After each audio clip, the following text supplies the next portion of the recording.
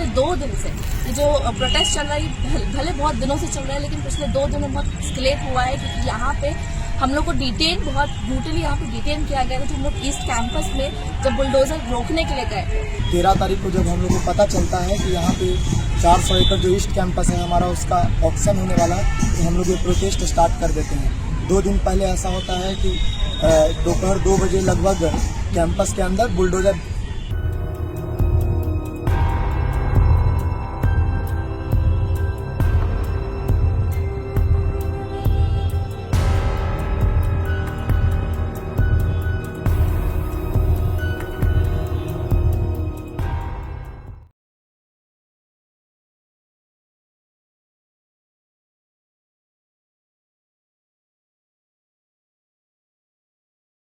पहले ये आवाज सुनिए।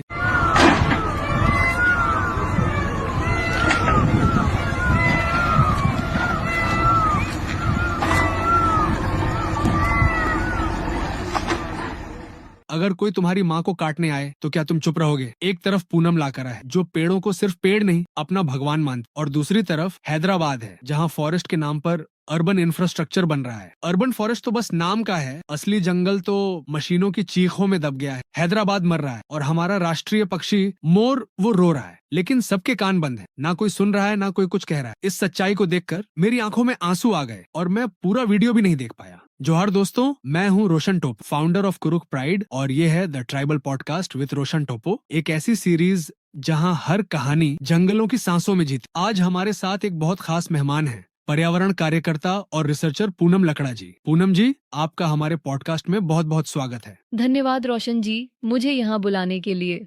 आज हम एक ऐसे मुद्दे पर बात करने जा रहे हैं जिसे सुनकर शायद आपका दिल भी रो पड़े।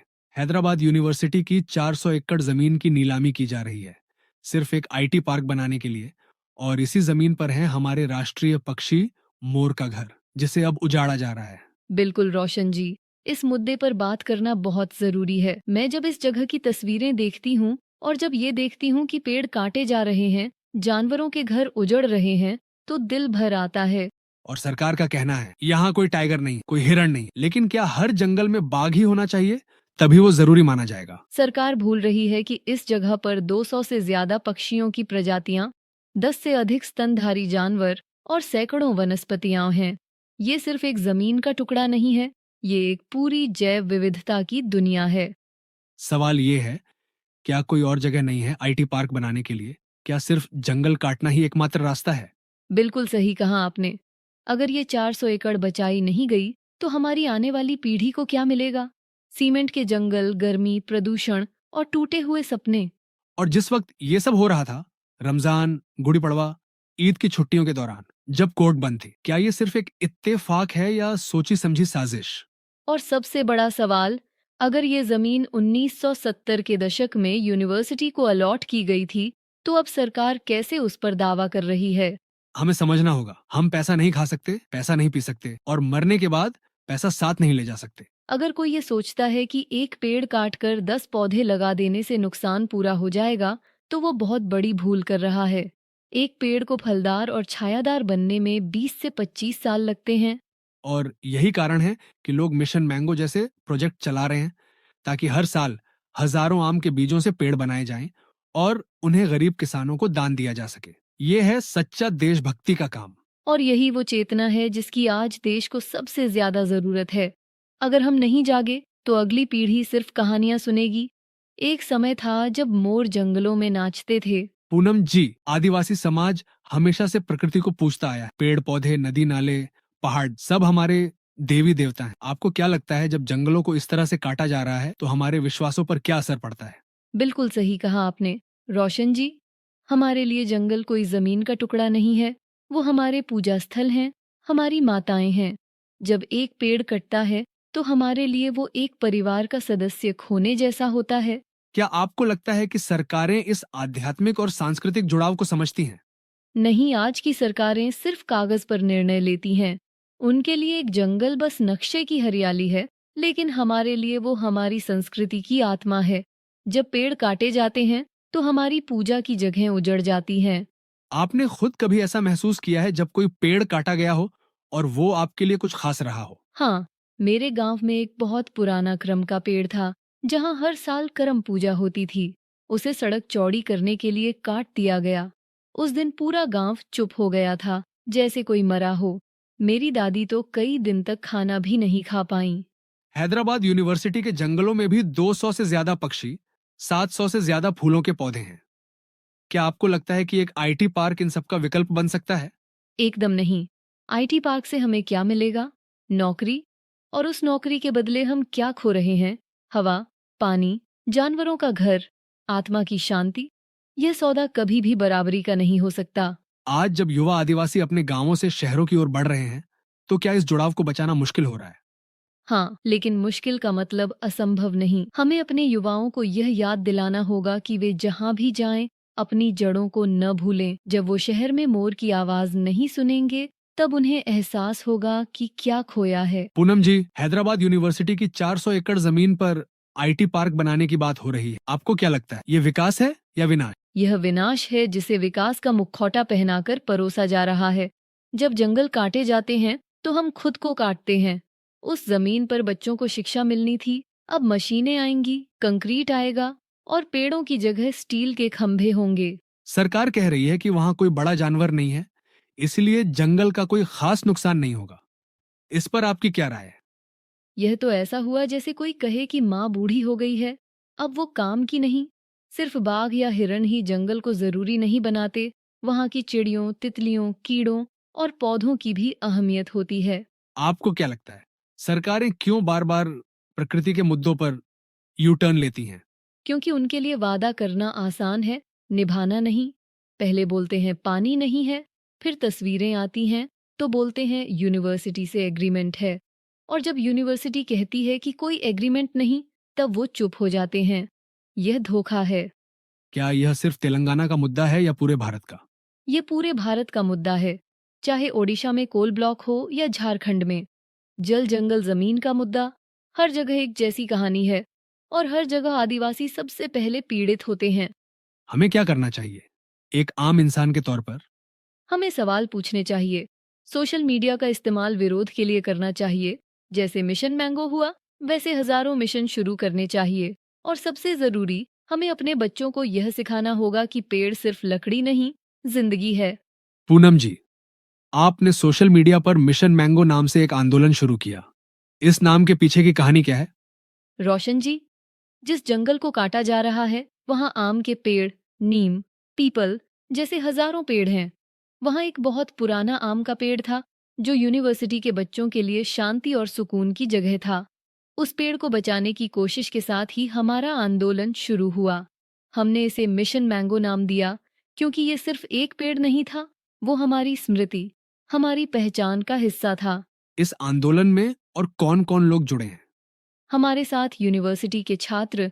30 तारीख को यहाँ पे लोगों एडमिन ने बुलडोजर्स घुसा लिए थे हमारे कैंपस के अंदर। हम लोग जब उसको तो रोकने जाते हैं तो बुलडोजर के सामने हम लोग खड़ा होते हैं, तो पुलिस हमारे पे लाठी चार्ज करती है और मुझे लगभग 50 छात्रों को डिटेन कर लिया जाता है। रिसर्च स्कॉलर्स, स्थानीय लोग और यहाँ तक कि प्रोफेसर लोग भी शामिल हैं।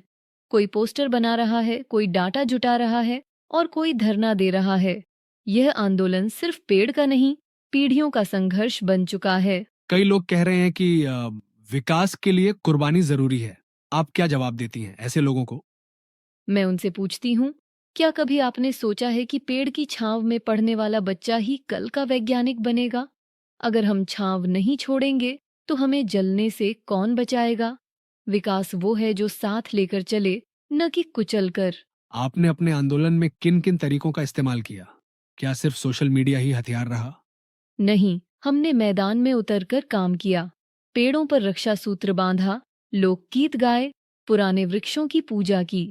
हमने आरटीआई दायर की, विरोध पत्र भेजे, ऑडियो विजुअल दस्तावेज बनाए, ताकि सरकार को झूठ फैलाने का मौका न मिले। मुझे लगा मैं अकेली थी, पर जब हजारों आवाजें जुड़ी, तो एहसास हुआ कि आवाजें पेड़ों से भी बड़ी होती हैं। मैंने सीखा कि बदलाव लाने के लिए किसी पद की जरूरत नहीं होती, सिर्फ सच्चाई, साहस और समर्पण चाहिए। आजकल ट्री प्लांटेशन काफी ट्रेंड बन चुका है। आपको क्या लगता है, क्या यह पर्यावरण को बचाने का सही तरीका है? रोशन जी, ये एक दिखावा बन गया है। हर साल करोड़ों पेड़ लगाए जाते हैं, लेकिन कितने बचते हैं? पुराने पेड़ जो 40 से 50 साल से खड़े हैं, उन्हें काट कर एक छोटा पौधा लगाना, यह न इंसाफ है, न पर्यावरण प्रेम। संरक्षण ज्यादा जरूरी है, सिर्फ रोपण नहीं। लोग कहते हैं कि हम काटे गए पेड़ों की जगह 10 गुना पेड़ लगाएंगे। क्या यह तर्क सही है? नहीं, ये गणित का खेल है, जीवन का नहीं। एक परिपक्व पेड़ जो सालों से छाया, फल, ऑक्सीजन दे रहा है, उसे काटकर 10 पौधे लगाना ऐसा है जैसे दादी को मारकर 10 बच्चों को गोद लेना। क्या वो स्नेह मिलेगा? आपने खुद कभी पेड़ लगाना शुरू किया है? हाँ, बचपन से हम गांव में वृक्षारोपण करते आए हैं, लेकिन हमेशा माँ और दादी सिखाती थीं कि लगाना उतना जरूरी नहीं, उससे बात करना, उसकी रक्षा करना, उसकी पूजा करना भी जरूरी है। आज लोग फोटो खिंचवाते हैं और पेड़ भूल जाते हैं। आपको क्या लगता है, स्कूल और कॉलेजेस में पेड़ बचाने की शिक्षा दी जानी चाहिए? बिल्कुल, हमें पेड़ की छाया में पढ़ाई करने का महत्व सिखाना होगा। टेक्स्ट बुक में सिर्फ पर्यावरण शब्द नहीं, उसका अनुभव देना होगा, जैसे प्रकृति दर्शन हो, आउटडोर क्लासेस हो। क्या आपको लगता है कि टेक्नोलॉजी पेड़ों का विकल्प बन सकती है? नहीं, ऐसी में बैठकर हम ठंडक पा सकते हैं, पर शांति नहीं। मोबाइल पेड़ का चित्र दिखा सकता है, उसकी हवा नहीं दे सकता। पेड़ का विकल्प कभी नहीं बन सकता, क्योंकि वो जीवन देता है, डेटा नहीं। पूनम जी, वसुधैव कुटुंबकम का मतलब होता है पूरी पृथ्वी ही परिवार है। आदिवासी जीवन में यह कैसे दिखता है? रोशन जी, हम बचपन से सीखते हैं कि पेड़ हमारे दादा हैं, नदियां हमारी माँ हैं, धरती हमारी माई है। यह कोई कविता नहीं, हमारी दिनचर्या है। हम पेड़ से बात करते हैं, उसका नाम रखते हैं और उसके बीमार होने पर पूजा करते हैं। आपने हाल ही में लिखा कि मोर रो रहा था, उसका क्या मतलब था? जब पेड़ों को काटा गया तो मोर की आवाज आई, जैसे कोई चिल्ला रहा हो, बचाओ। मैंने वो आवाज अपने दिल में महसूस की, जैसे कोई रिश्ता टूट रहा हो। इसलिए मैंने लिखा, मोर रो रहा था क्योंकि मैं भी रोई थी। आदिवासी संस्कृति में करामा, सरहुल और अन्य त्योहारों में पेड़ों की पूजा होती है। क्या शहरों में लोग इसको समझते हैं? नहीं, शहरों में लोग त्योहार को सिर्फ डांस और ड्रेस से जोड़ते हैं, लेकिन असली त्योहार तो पेड़ के चारों तरफ होता है। वहाँ जहाँ करम डाली लगती है, जहाँ बांसुरी बजती है और जहाँ वृक्ष से प्रार्थना होती है। आज के बच्चे मोबाइल से जुड़े हैं, प्रकृति से नहीं। आप क्या सुझाव देंगी माता पिता और शिक्षकों को? बच्चों को जंगल ले जाएं, नदी के किनारे बिठाएं, पत्थरों से कहानी बनाएं। पेड़ से पत्ते तोड़ना सिखाने के बजाय उन्हें बचाना सिखाएं। प्रकृति से लगाव किताबों से नहीं, अनुभव से आता है। अंत में एक सवाल, अगर आपको मौका मिले कि एक पेड़ के माध्यम से पूरी दुनिया को संदेश दें, तो आप क्या कहेंगी? मैं कहूंगी, मैं पेड़ हूँ, मैं काटी गई, लेकिन मेरी आत्मा तुम्हारे फेफड़ों में अब भी सांस ले रही है। अगर मुझे बचा सको तो खुद को बचा सकोगे। मैं तुम्हारा वजूद हूँ। हम अपनी जड़ों को क्यों बचा नहीं पा रहे? पहली तरफ आदिवासी लोग जंगल बचाने के लिए पूजा पाठ कर रहे हैं, पेड़ों से रिश्ता निभा रहे हैं। वहीं दूसरी तरफ सरकार और सिस्टम इन जंगलों को काटने की मंजूरी दे रहा है। इस दोहरेपन पर आपका क्या कहना है? रोशन जी, यही सबसे बड़ी त्रासदी है। जो जंगल हमारे पूर्वजों ने बिना किसी मशीन के बचाए, वो आज सरकार मशीनों से मिटा रही है। हम पूजा करते हैं क्योंकि हमारे लिए पेड़ देवता हैं, बरगद बाबा, साल देवता। लेकिन अफसोस होता है जब उन्हीं देवताओं को काटने के लिए जेसीबी लगाई जाती है। आदिवासी अपने देवता की रक्षा कर रहा है और वही सिस्टम जो संविधान में हमारे अधिकारों की बात करता है, वही सिस्टम हमारे आराध्य को जड़ से उखाड़ रहा है।